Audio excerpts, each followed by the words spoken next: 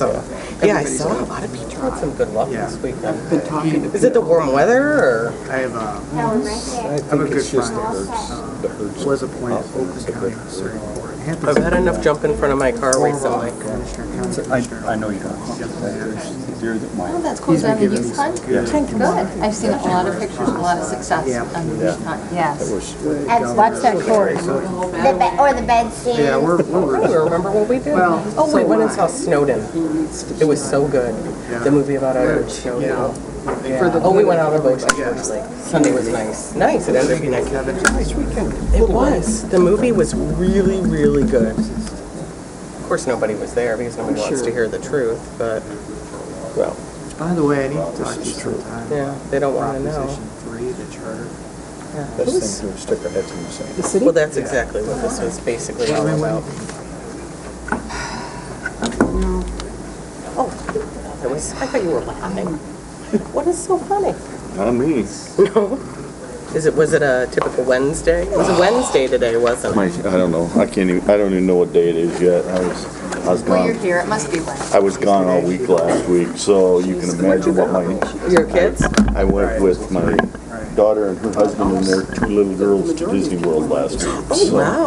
I do want A 3-year-old and a 1.5-year-old. So you need a vacation now this week. week. You're tired. Yeah. We did well. How was the weather? Hot and sticky. much more. We got rain one afternoon. And I mean, Was it rain or just high humidity? Yeah, you never know. well, no, this was 8 inches deep in the street. Sometimes they're It was winds. definitely The raining. big, yeah. I remember growing up there, it was like 2 p.m. every day, there was a big gust. Hey, I have a And then question. it would be like When 15 we're done minutes later here, and it would be That's the way it gone. was I in need Gus- some. in Tucson. should ask them to put a You know, And then it's just during- done. Then we got you nothing. know, they called it the monsoon season, you know, and at 2 o'clock in the afternoon, it rained for 20 minutes, and the steamer was off the blacktop and off the That ground, is and my it's childhood right there. like, wow. Oh, Is it that time? it is.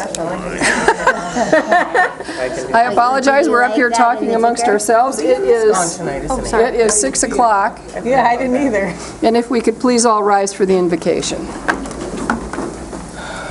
Heavenly Father, we thank you for this universe, our home, and for its vastness and richness, and the exuberance of life which fills it and which we are a part of.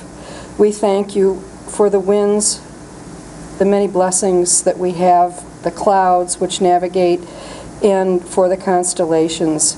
We praise you for the oceans and for the fresh streams and for the endless mountains, trees, and beauty that surround us throughout this country. Amen. Amen. I pledge allegiance to the flag of the United States of America, and to the republic for which it stands, one nation, under God, indivisible, with liberty and justice for all. Bonnie, would you call the roll, please? Klaus? Here. Crawford? Here. Kropa? Here. Wheelock? Yes, ma'am. Max Bauer? Here. And Johnson and Lathrop are excused tonight. Thank you. Next on the agenda are approval of the minutes. Are there any changes, additions, deletions to the minutes of September 7th? Seeing none, they stand approved. This is our first opportunity for public comment. Bonnie, would you read the rules, please? Any person shall be permitted to address a meeting of the Board of Commissioners, which is required to be open to the public under the provision of the Michigan Open Meetings Act. Public comment shall be carried out in accordance with the following board rules and procedures. Any person wishing to address the board shall state his or her name and address.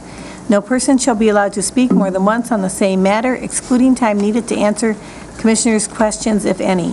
The chairperson shall control the amount of time each person shall be allowed to speak, which shall not exceed 3 minutes. The chairperson may, at his or her discretion, extend the amount of time any person is allowed to speak. Public comment will be solicited during the 2 public comment periods noted in Rule 5.4, Order of Business. However, public comment will generally be received at any time during the meeting regarding a specific topic currently under discussion by the board. Members of the public wishing to comment should raise their hand or pass a note to the clerk in order to be recognized and shall not address the board until called upon by the chairperson. All right, would anyone like to make public comment? Bonnie? Barb? Seriously? As long as I know who I am, I guess we're I'm good. having a senior moment, I'm sorry. That's fine.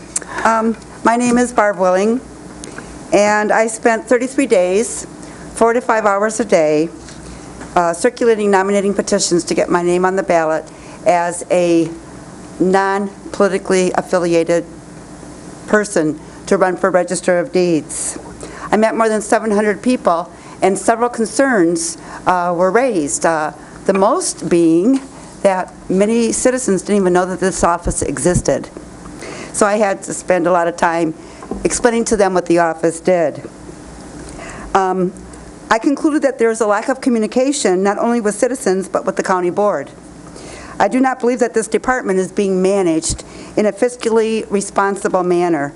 With a budget more than $1 million, I will explore any potential cost-saving measures, which may include merging the department with the county clerk's office and reaching the best way to make this happen.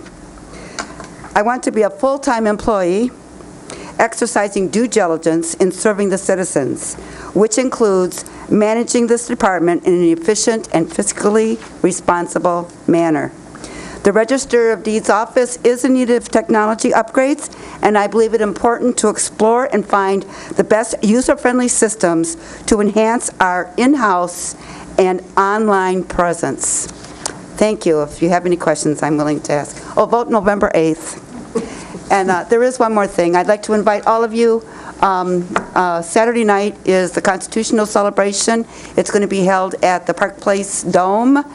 Tickets are $10. And I believe that a few will be available at the door. We've got some dynamite speakers coming, and I would appreciate, you all being there. Thank you. Thank you, Barb. Anyone else? All right. Next on the agenda is approval of the agenda. Are there any changes, additions, deletions to the agenda? The Wheelock & Sons invoice, shall we add that? We should add the conflict of interest statement anyway. I don't care if we approve the bill tonight, but we need to approve the conflict of interest. I would move that we would add the letter from Wheelock & Sons Welding under New business B? new business. Yes, B. All righty. With that change, I'll entertain a motion to approve the agenda. So moved. Second. Moved by Commissioner Kropa, supported by Commissioner Crawford. All those in favor say aye. Aye. Aye. Opposed, same. Motion carries. The agenda is approved. Next on the agenda is our consent calendar. Bonnie, it's your turn again. The purpose of the consent calendar is to expedite business by grouping non-controversial items together to be dealt with by one commission motion without discussion. Any member of the commission, staff, or the public may ask that any item on the consent calendar be removed and placed elsewhere on the agenda for full discussion. Such requests will be automatically respected. If any item is not removed from the consent calendar, the action noted, receive and file, or approval, is approved by a single commission action adopting the consent calendar. A, receive and file. Number 1, Grand Traverse Conservation District Monthly Report. 2, Grand Traverse County Road Commission Monthly Report. 3, Grand Traverse County Monthly Staff Report. B, approvals. Number 1, approve Manigault to serve remainder of the term on Board of Public Works. Number 2, fiscal year 2017 to 2021, Title 4D Cooperative Reimbursement Agreement, friend of the court.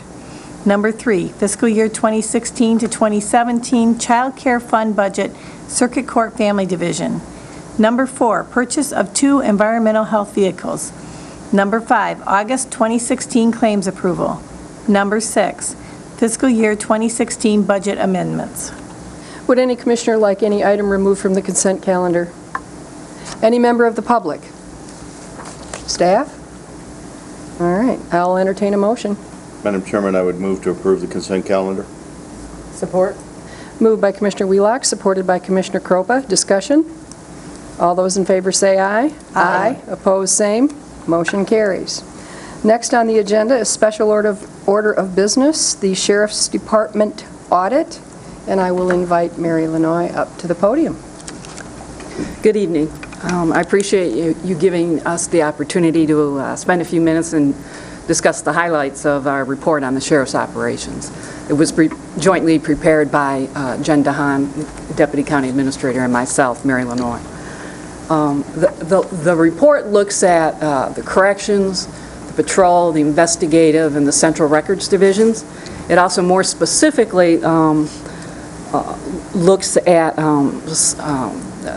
topics such as jail medical, jail overcrowding, the sheriff's 2017 budget request for 5 additional deputies. It looks at vehicle inventories, use of civilian employees in lieu of corrections officers, and contracts with townships for police services. In total, there are 17 recommendations, and you can find them the last few pages of the report. We tried to start by providing background information such as budget and staffing levels. And I mean, it's important for the board and the administration to look at the operations of the sheriff's office because they represent 37% of the total county general fund budget. So I'd like to take a few minutes and highlight several of the key recommendations, several out of the 17. The first recommendation was to follow the recommendations of two previous consultants and 3 previous plans, and that was the David Bennett 2002 jail management plan and the update in 2008, and the report that the sheriff asked for from the National Institute of Corrections. All of those reports recommended that the county create a criminal justice coordinating council. And in the report, there lists some specific recommendations from the consultants about who should be on the report, who should be on the council. And once the council is created, another recommendation is that the council should update the jail overcrowding plan. There was, after some 2007 state legislation, in 2008, the county criminal justice folks signed a jail overcrowding emergency plan, but that plan expired 4 years later in 2012. Another recommendation, switching gears a little bit, was that the county should work with your correctional health care provider. I think they're called CHC is their acronym, that provide medical services in the jail, and the local hospital and the local Department of Human Services to improve the jail's use of finding other insurance and Medicaid eligibility so as to reduce the county's cost for services outside medical services provided outside the jail. This is a relatively new concept, the Medicaid is, because with the passage of the Federal Affordable Care Act, otherwise known as Obamacare, it greatly expanded Medicaid. And previously, prisoners in general, whether they were in a jail or a state prison, weren't eligible for Medicaid. Mainly, they were mainly not eligible because of their income. Not their income. They were not eligible. The Obamacare or the Affordable Care Act expanded Medicaid up to 133% of poverty. So that would include a lot of folks in jails and prisons. So I think you can find some savings in that. And then another recommendation was that the sheriff's agency should develop and implement a more formal vehicle inventory policy. As of the end of 2015, the sheriff's department had 94 vehicles, which is 14 more than they had in 2010. And please keep in mind that, to put this in perspective, the sheriff has 66 sworn officers and 94 vehicles. Now, some of these are, prisoner transport and issues like that too. And then I mentioned at the beginning that the sheriff's department has requested 5 new deputies for the 2017 budget. The report lists a lot of stats, some from the sheriff department themselves, some from FBI statistics, some from information from I think it was, I can't remember, it was the Senate or House Fiscal Agency, but it was based on data from the Sheriff's Association. I also compared, I did some comparables, I forgot how many there were, 6 or 7 counties, and found that the Grand Traverse Sheriff, in terms of deputies per 1,000 population, is right in line with those comparable counties. In fact, it's a little bit higher than the average. The report recommends that the county should not approve the request for 5 new deputies, especially in lieu of the information that's in the report and the status of your, projected budget shortfalls. Now, another recommendation was that the county board and the Grand Traverse Sheriff's Office should examine the services provided to local townships and determine the appropriate level of financial support from the locals. The report pegs that the townships are currently paying 70% of the cost of the deputies. And while I understand, having worked in another county, that these contracts with townships are always somewhat controversial, but I just think that the board and the administration and the sheriff need to take a look at what is the appropriate percent in terms of the services that are being provided, what is beyond, the basic level of services required by the county. And also maybe consider some inflation adjustments, because these contracts are open-ended.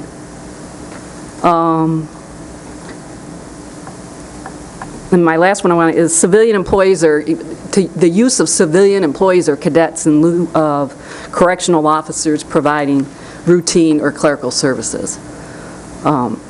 Jen's spent more time on this than I did, so do you want to add anything? This was something that was identified is that there's a lot of time spent answering phones and doing a lot of data entry. So one of the recommendations is to look at alternative staffing plans where we could use corrections officers are highly trained, and so perhaps someone who's performing that clerical function doesn't need to have those additional skills, and so there may be some cost savings there by looking at a civilian staff or even developing a cadet program to bring in individuals to have that training environment and to be able to provide that level of service. I want to go back and make a point on the creating a criminal justice coordinating council. I view this as sort of just a common sense thing. If you having problems, with jail overcrowding or any issue within the criminal justice system, it just makes sense that you have a council that meets regularly and talks to each other so that you can work out issues. In summary, this report identifies cost savings and efficiencies, and if implemented, I think it would provide the board of the Sheriff's Office and the administration with opportunities to perhaps address some of your structural budget shortfalls. All right, are there any questions for Mary? Commissioner Wheelock? Well, not necessarily questions. I guess, well, I have questions, but what I would like to recommend is that we schedule a study session with the sheriff and the undersheriff present, and maybe Ms. Malloy also, so as that we can go through the recommendations, through the findings, and have open discussion of the items. It's difficult to sit here and say, okay, we need to make this change without having the sheriff and the undersheriff here to make comments to that. We've had multiple discussions over the years about the number of vehicles. We've talked about, if I go out to D&W, at least out back, there was 4 or 5 of them sitting there at one time that, weren't in running order. So if they're not in running order, why do we still have them? But I understand the need for some vehicles. We also have some that we are strictly using for parts, but they're still vehicles that are on our inventory when we look at the inventory. So, we need to have that discussion, and we need both sides of the information in order to have the discussion. When we talk about using civilians in clerical positions, the other place that we've had talks in the past was the need to look at a bailiff program for in our courts. There are many times that we have as many as 5 or 7 of our corrections officers tied up in one of our courts, either for security or, I understand, and I absolutely understand the need for having a corrections officer in the court when a prisoner is in the courtroom. But I'm not sure I understand the reason to have a corrections officer in the courtroom sometimes handing papers from the prosecutor to the clerk. That frustrates me a little bit when I see that happening, and it does happen. So that's an open discussion that we should be having also. There's no reason that I'm paying corrections officers overtime to cover shifts in the, and I know Melanie's not going to like this comment, but when a referee has a child custody, hearing, I understand they need to have security there, but does it need to be one of our corrections officers? Can't we find a better way to do that? We had discussions with DK Securities at one point to do that a number of years ago, chose not to do it at that time. Certainly something we should take time to look at again.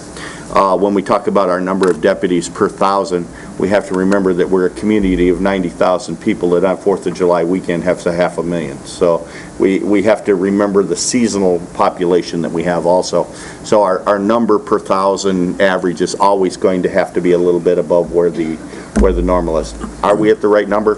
That's a discussion that we can have, and depending on who I ask the question to, I'm going to get a different answer. So, but these are discussions that have to happen. I absolutely believe they have to happen, but I believe they should be a study session discussion with the sheriff and the undersheriff. Anyone else? Commissioner Crawford? As far as the Criminal Justice Council, do you have any knowledge of any other counties in Michigan that have such a council that might be able to investigate or see how it's working for them? Ingham County, where I just retired from, has one. They've had it for a number of years. And I even have a copy of their setup, their agreement. Do we know of any others? Is that the only one? There are a number of, it is considered a best practice. It was a huge thing in David to Bennett's have. report a It's a number of common years practice. ago. Yeah. That was the necessity. There's a lot of things in David's report that I don't agree with. The Criminal Justice Council probably does make sense. It gives you a body by which you can truly have open discussion about all the different parts of it, because it brings together, not unlike our Community Correction Board, it brings together all of the people that are involved in community corrections. We have the sheriffs, we have prosecutors, we have defense attorneys, we have judges, we have, citizens at large, we have county commissioners, and we all sit on the Community Corrections Board. By doing that, we can have discussion about what we're doing with community corrections, what's working, what's not working, and we're trying really hard to stretch that out as to what else is available out there that we can also use so as that we can help to control the jail population. One of the problems, and everybody will tell you with our jail population is there was a time that 85% of the people in our jail were drunks, and the other 15% were there for crimes they committed while they were drunk. That's not the case in today's world. We have some pretty nasty people in the Grand Traverse County Jail today. So, our population has changed. The percentage of the number of women that are in our jail is just blown right through our capacity. We had never anticipated ever seeing situations where we'd see more than 12 to 16 female prisoners, and there's times that we are in the 30 to 40. And our facility is just not equipped to handle those. And it's easy to talk about boarding out, and I understand that, and the numbers, when we look at the $30 we're paying for boarding out compared to the $90 that it costs to hold a prisoner in our jail, it makes sense to board them out. Well, not every prisoner is eligible to be boarded out, and if you talk to Todd Ritter or Bob Hall, his predecessor, they'll tell you that they've hauled prisoners to Charlevoix, and before they ever got back to their office, they're calling and telling them to come get this guy out of here because he doesn't fit. Well, that's a problem also. One of the big problems with me about that $90 number is, and it's a problem all the way through our budget, is that it includes that unfunded, or that pension liability and that legacy cost of, $585,000 for the operation of the jail. That legacy cost is in there. We have to find a way in our budget process to take that number and make it a budget center of its own, because it is skewing all of our numbers so badly, because that legacy cost is making the cost of the jail look like it's $600,000 higher than it actually is to operate the jail. Well, when I divide it by the hours, that $600,000 makes that $90 go down significantly too. So, but all of this is discussion we have to have open discussion, but we have to involve the sheriff and the undersheriff in the discussion. Commissioner Croppa, you had your hand up. The CPO contracts are a little concerning. They're open-ended contracts, but there is inflation built into them Is there? to accommodate for a change in rising healthcare costs or however that goes. And it was quite a battle last year to create a CPO contract that all of the townships agreed on along with the county so that we were able to just have a set formula that always was going to work for us. And our intention was to not revisit the CPO contracts for quite a while, because we had all agreed that this was the way that we were going to go forward and do business. And that makes it easier for all the entities involved to do their budget process as well, because they can then, move ahead and know what their costs are going to be. So there was a real conscious effort in that contract, and the duration of it, it took about 3 months to get it all settled to factor in that inflation. So when you had said that, I just wanted to make a note that we did adjust for that, and I don't think that going to the townships is really the answer to the budget issues that we have at the Sheriff's Department, simply because we beat that horse to death already about a year ago, and I think we were really fortunate with the agreement that we came up with. Commissioner Crawford. I agree with Commissioner Kropa on that. I talked to a couple of the township supervisors who say basically there's a break point there where if you charge too much, it's just not, it's not going to be in their budgets anymore. It's just not going to be worth it to them to get that extra service that they're looking for. So I do think that we did work very hard on that last year, and I think it works really well. We get extra sheriffs, and a few communities get a little bit extra coverage that they're willing to pay for, and I'm not terribly willing to revisit that again. It really does bring up the equity issue too, because, you have 13 townships and 2 villages in Grand Traverse County. Of course, we're setting the city aside. And we have one township, I happen to represent it, it's 41% of the call volume in the county, but 13 of the 19 CPOs are funded by Garfield Township. So you add on the rest of my district, which is Blair, and we've got 14 CPOs, and that's the largest district. So when you think about the fact that Long Lake used to have a CPO and doesn't anymore, and you start looking at the outlying communities, they're still receiving sheriff's services. As you increase the CPO percentage that they're covering, it really places an undue burden on, I think, the townships that have been willing to be partners in this. And I wouldn't support moving forward with a additional township cost. Anyone else before I chime in? Okay. As someone who represents the city of Traverse City, which does not get any kind of compensation for their police officers, I am willing to take a look, and this is just me, I am willing to take a look at the contract that we have with the townships regarding CPOs. Whether or not I'm willing to change it, I don't know, but I am certainly willing to take a look at it. Commissioner Wheelock, regarding your comment about we have seasonal population, yes we do, but when we have the 500,000 people, guess where they come? They come to the city of Traverse City, and the Traverse City Police Department is maxed. I don't disagree that the city is maxed, but the there's also other areas that see huge number of nurses. But when you take a look at the different rural areas, the Peninsula Township is not necessarily a hotbed of crime. Union Township with 12 people. Yes. 400. Doug Mansfield. I mean, that Union Township is not necessarily a hotbed of crime. So, regarding the seasonal, I think, I think your comment that we need a study session is exactly correct. We absolutely do need a study session. The people of Traverse City, the residents of Traverse City, are not only paying for their own police officers, they're subsidizing the sheriff CPOs in the outlying townships because they too pay tax dollars.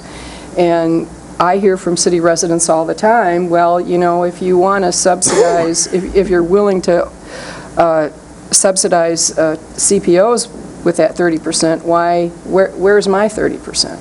So I think there needs to be a balance here. I don't want to see the townships CPOs eliminated. I think they have tremendous value. I think we have a very, very good relationship with the townships. I don't want to lose that, but I am willing to take another look at the contracts. Now, regarding the clerical in the jail. Several years ago, I went to what I call jail school in Denver when we were talking about having a new jail, and we had a week of presentation from jail experts from around the country. And at that time, Captain Hall was the jail administrator, and Captain Hall did tell me after we toured the Broomfield jail, they do have clerical staff in the booking area doing clerical work. They do not have corrections officers.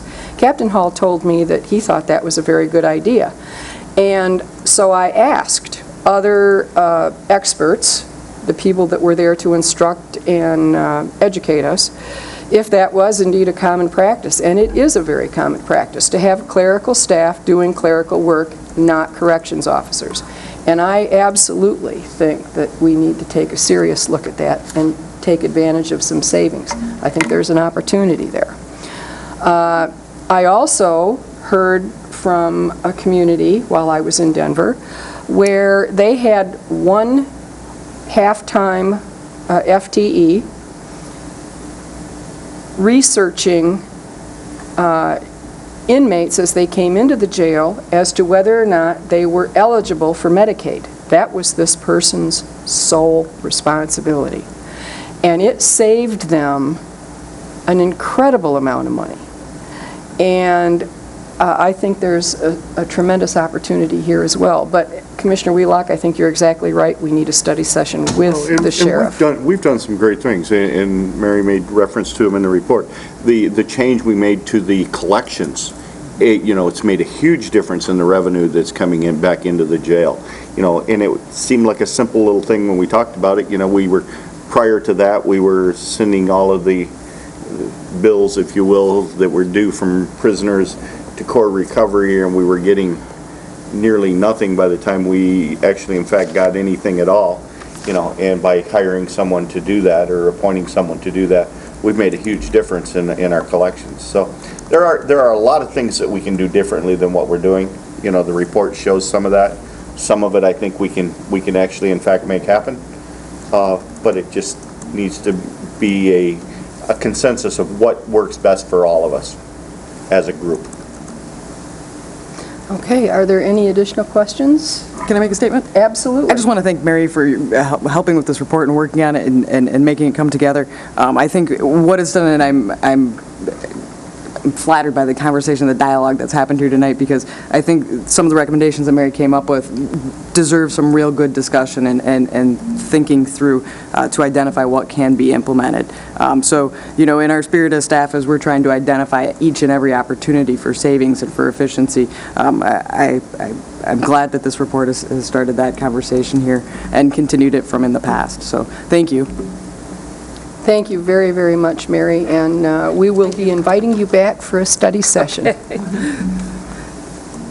All right. We have no items removed from the consent calendar. Departmental items, none. Old unfinished business, none. New business, county-owned properties, marketing for possible sale. Ms. DeHaan, would you like to take this? Staff has identified two properties that we would like to place up to market for sale.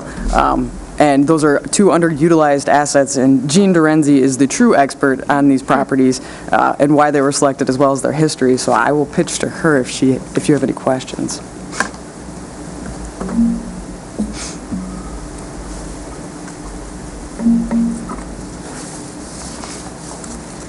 Good evening. My name is Jean Dorenzi, Deputy Director of Planning and Development.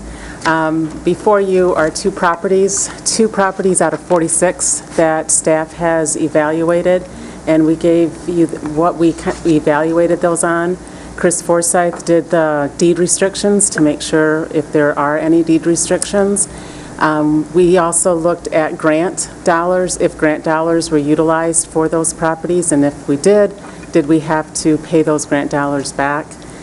And out of those 46, we saw 2 that were we could readily be able to recommend to you. They're vacant properties, and they really don't fit into a strategic mission statement for Grand Traverse County.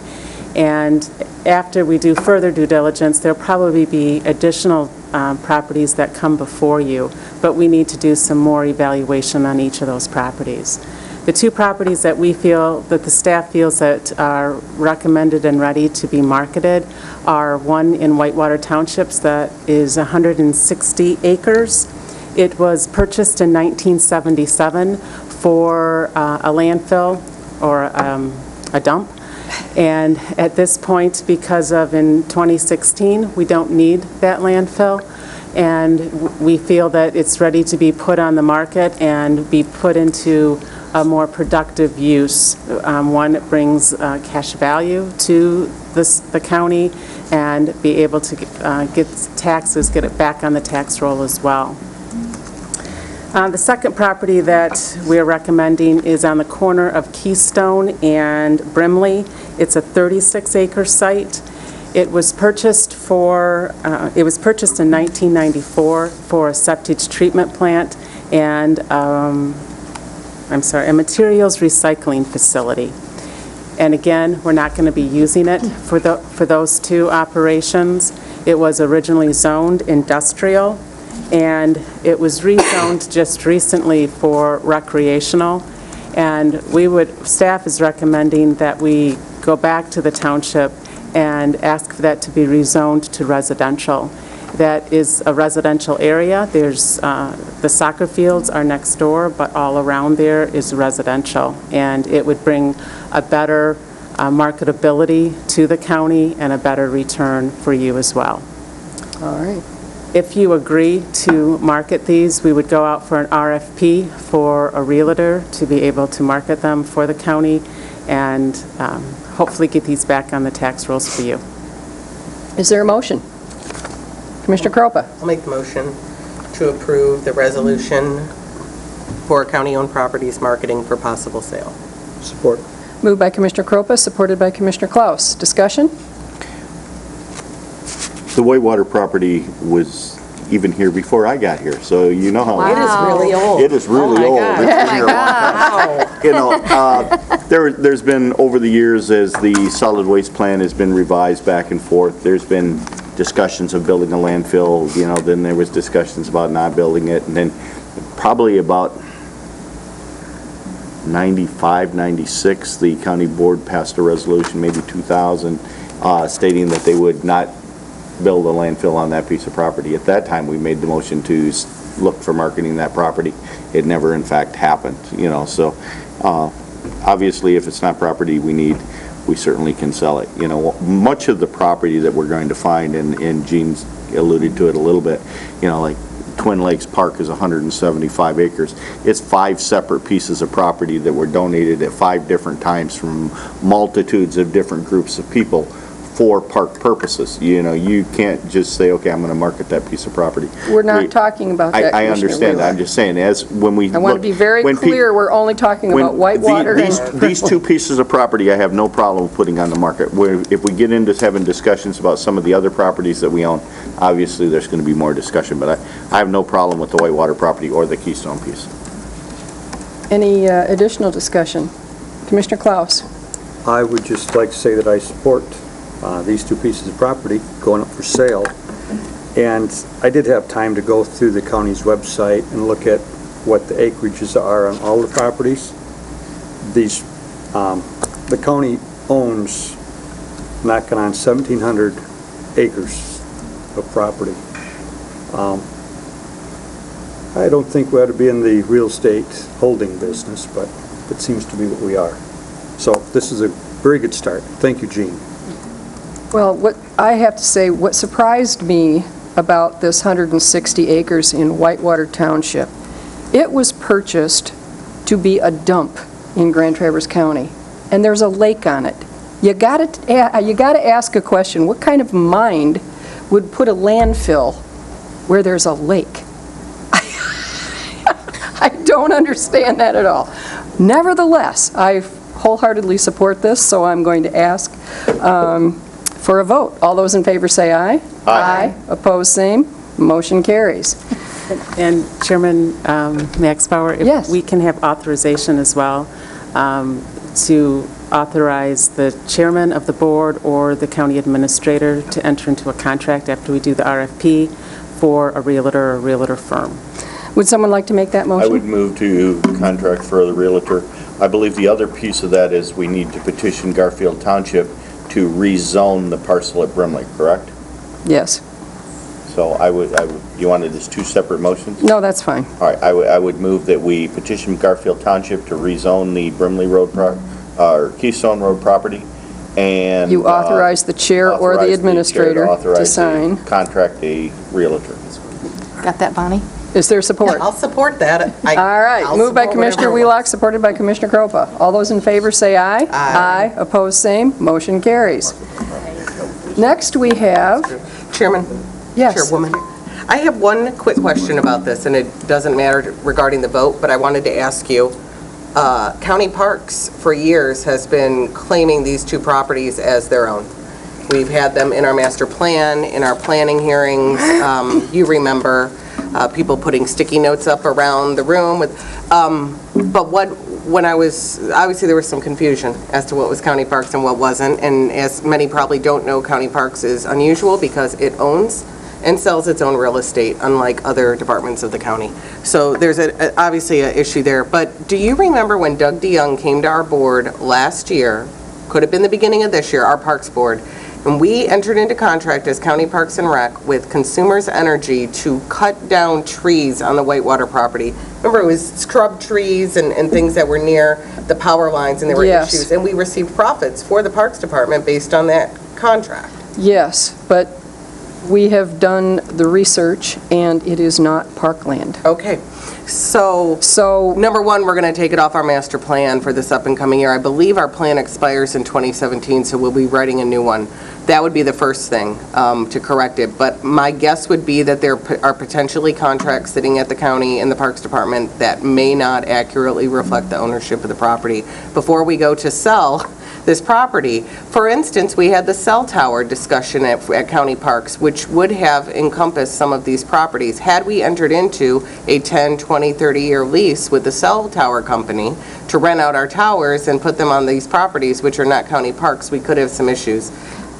But as many years as I've been at Parks, the Whitewater property and Keystone have been ours, up to that ridiculous 99-year inflatable building lease, remember that? Yes, That was I on do remember Keystone, that. And that was, County Parks was the one party in the contract. And you and I, on the Parks Board, at the Parks meeting, need to have a discussion with the Parks Board and explain to them that these are not park properties, and we need to research the properties that are listed as park properties to make sure that they are in fact park properties, so that we are not entering into contracts we should not be entering into. All right? Look at Chris's face. He's like, oh, I don't know. Yeah, boy. I'm just thinking about it, yeah. Yeah, I mean, in the last, You were wondering what in the you were gonna last do in 2 your to spare 3 time. years, we've had at least 3 contract potentials on these 2 pieces of property in Parks. And we have not entered into And we have not contracts. entered into them, but not because we didn't think it was our property, but because they just, well, the 99-year bubble building lease was. We a were killer. told by the former director that it was in fact park property, although it was not. Our master plan had a hearing specifically for the Whitewater property and what we were going to do with it. And my concern lies with perception of the public, because when this first came out to light that we were considering properties to sell, and the Ticker did an article and listed this, many people said, oh my gosh, they're selling park property. We bought that property for parks. We bought it for a dump in Whitewater, and we never used it. It's not park property, but the perception is we're selling park property with both of these pieces of Which property. we are and we're not. not, as Commissioner Wheelock, clearly said. But the reason being is, shame on us, because for years, we have included it in on our public hearings at Parks, both of these pieces of property.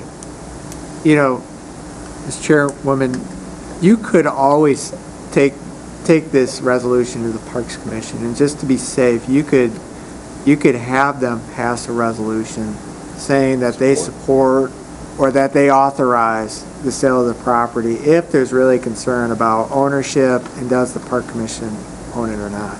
I don't think on these two pieces of property there should be any question about I don't think ownership. so either. I think the Because county both of board these- is, Both of these two parcels of property were purchased for a specific purpose. The landfill in Whitewater Township and the wastewater treatment facility on Brimley and Keystone. we have done the research on the deeds, and the county board has It's voted. absolutely And clear. I think that... I think it's just make sure the Parks Board knows, number one, the Parks Yes. Department, make sure we don't have any lagging or potential contracts. And number three, I mean, we really do need to take ownership of the fact that we misrepresented parkland for many years at the county. Our previous director was very clear that this was our parkland and had people come and make suggestions and plans, and we included it in DNRT plans, and now they're not, it's not ours. So if somebody has the perception we're selling parkland here, they're probably not far off. We are not. We are selling not. a former A former site dump site and a of a former landfill. septic treatment site. All right. Madam Chair, Wait. Jean has some good information to share with you about this topic. I did talk to the Parks Director, Chris Erickson, and she emailed and indicated that these two properties are not in the County Parks Master Plan. So it's not in the state. You send information to the state on the overall Parks Master Plan or the County Parks Master Plan. We had an entire hearing for the Whitewater property at the Civic Center meeting room, and everybody came and put up Post-it notes with what their ideas were. Do you remember this? I do. There was an aerial photo of the Whitewater property. I'm not We're kidding not you, this dreaming. happened. So, I'm just- and again, I also should make it very clear, we are not discussing Christine Erickson, our current Parks Director. So just to make that very clear, she did not do any of this. No, but we did double check with the Director of Parks and Recreation and All right. to make sure that we're all clear. How does this keep happening so- years after he's gone? So the We're money, surprised. so the money you collected off this property, is that going to be returned back? No. No. I was No, waiting it's for not. somebody to ask them the No. money that No. the parks made. I on it can't to be remember returned. Right. I can't remember if that was at the beginning of this year, in the spring, or at the end of the year, but it was a consumer's energy contract for, Russian olive and that kind of thing, clearing out that they needed for safety, I believe, for their lines. And because it's county park property, it was a contract with county parks, and the check went to county parks. And you're not And it's getting gone. it. And there it Yeah. sits. And we spent it already, Ron. All right, moving on to item B, conflict of interest from Wheelock and Sons.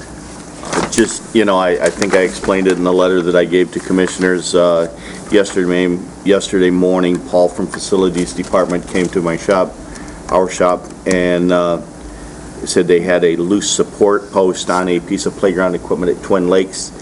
He had cut out the rubberized material, the ground rubber that's around that piece, and found that the post was loose from the part that was anchored to the concrete footing underneath, and asked if we could go down and weld around it. Obviously, I said that's not a problem, except when we run down there, the post is aluminum, the flange is bolted to the concrete is steel. Dissimilar metals don't weld together very well. So, my guys come back to the shop and found some assorted hardware that they were able to secure that.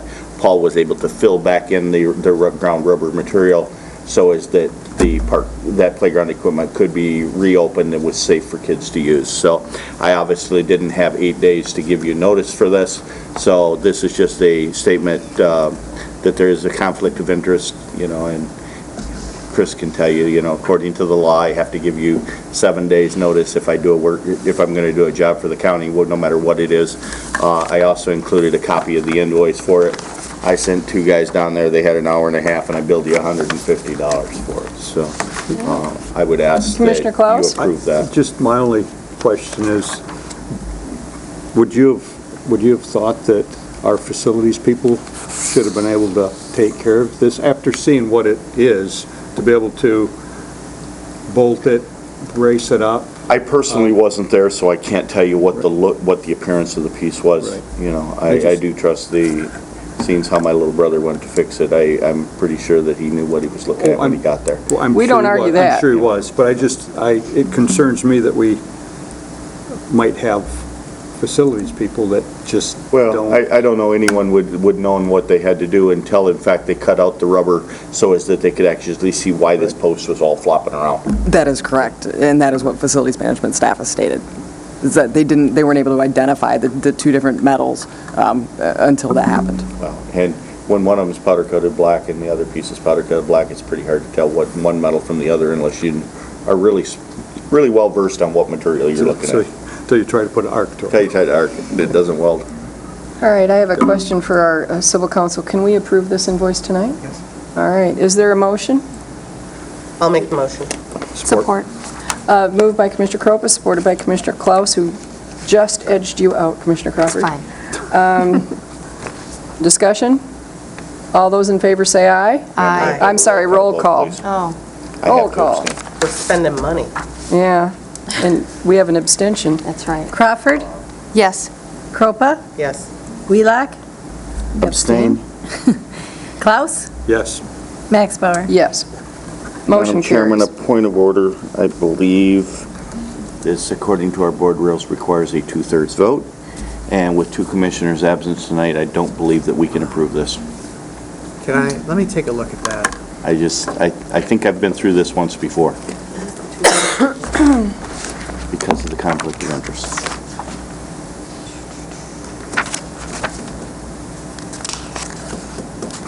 And if it is the case, it doesn't have to be approved for payment tonight, obviously. So, but if Chris verifies that we do need two-thirds of a vote, we'll ask to put the approval of the bill itself back on our next meeting, and you will have been served the notice now, All right. and then you'll pay the bill later.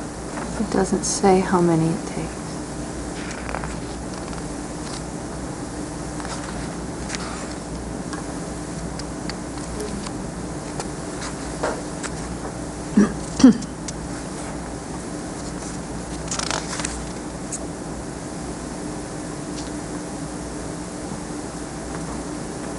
I hate to be complicated, but I think I've been through this before.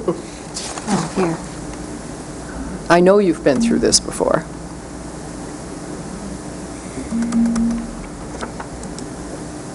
It just says any other matter requiring a two-thirds vote by law. State law.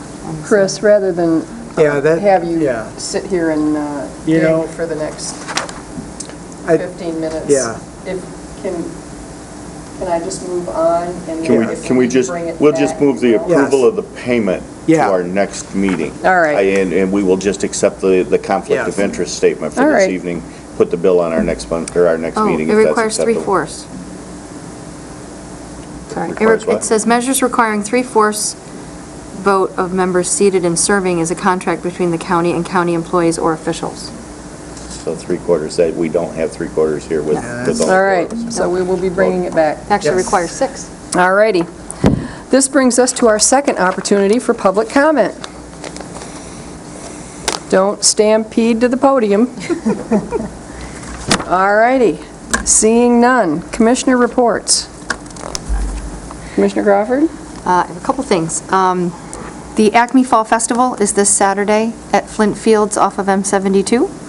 It looks like it's going to be good weather. My son and I went to this last year, and it's really, really fun. They have arts and crafts, car show, farm market, lots of goodies. It's a really fun day. Also, I attended Michigan Association of Counties over this past weekend at Boyne, and I will have a report on that.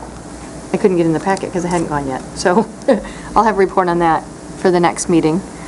Also, our Michigan legislature lost one of the good guys about a week ago, a little over a week ago, Peter Patalia, who was the legislator from the 106th district on the Alpena side of the state. And I had the pleasure of meeting him several times, and he will be very, very sorely missed. He is a champion of the state of Michigan, and especially northern Michigan. So if you're so inclined, please keep his family and friends in your prayers. That's all I have. All right, anyone else? Commissioner Klaus? Then Commissioner Kroppa. We received the letter from Peninsula Construction regarding the DPW, regarding the, industrial park, and the DPW is working on it, well aware of it. It is a East Bay Township issue, not a Grand Traverse County issue. All right. So they're working on it, they're well aware of it. So. Okay. Commissioner Kropa. TCI, formerly, we call it the commission formerly known as TC Talus, had our meeting yesterday, and we are right in the middle of the random sample survey for east-west corridor perceptions in Grand Traverse County, which basically means which one makes you the most angry, or would you like to see another one. So we're pretty excited about that. And we got a glimpse at the federal, Jim would know, federal-funded roads projects that are coming up, which included a lot of buying of buses. So that was interesting, and looked at that. But what I wanted to point out was Jack Kelly from Elmwood was there talking about, they've now made public their idea to change M22 to make M22 and Elmwood Township more of a pedestrian corridor with shops and restaurants, and to move 22 to where the TART trail is, and kind of do a switch. And I just kind of wanted to mention that because Elmwood Township is going to be having hearings and discussing it at their meetings and talking about it. And I think, you know, if you don't pay attention to the Elmwood Township meetings, maybe you might not have known this was going on. And I think it really affects Grand Traverse. As far as the traffic backup is already pretty horrendous at 72 and Grandview there. So I just wanted to let you know we'll keep our eye on it and what we're doing there. But that is really a unique idea. They had worked on, the original idea was a traffic signal at Brewery Creek Drive, which is where the subway is there, across from Graywickville Park. Mm-hmm. And they had their appropriate study, whatever they had to do with MDOT, and MDOT decided no, that area did not warrant a light for crossing for pedestrians. So now they're talking about moving the trail closer to the water and the road further from the water and sort of switching it. And so that idea, Jack said, flying up the flagpole and see what sticks, because the traffic light didn't stick. So just something to keep in mind. And I think it's real important to have our county be involved in this. I know Elmwood is Leelanau, but they border us, and their decisions, because of being a peninsula and we're the entry into that peninsula, very much affects us. I obviously it's no secret, I am an opponent of the 8th Street redesign plan, and the reason I am is not because I have any right to say what they do with 8th Street, because the city has every right to. They didn't consider the townships surrounding it. East Bay, Garfield, and Elmwood were not considered in Peninsula, and how the backup from the 8th Street redesign affects them. And Jack has assured me that that is not the case in Elmwood Township. So we would like to see a lot of input from people in that. And on another note, just a farewell to Judge Rogers, who announced his retirement yesterday. Commissioner Wheelock. Had opportunity to drive across the Newcastle Road Bridge this afternoon. walked across Very it. nice job. I'd like to. I biked across it. I'd like to commend the road commission and the contractors for the job. They did a great job. I think it'll be gorgeous when there's water running underneath it, you know. In a year.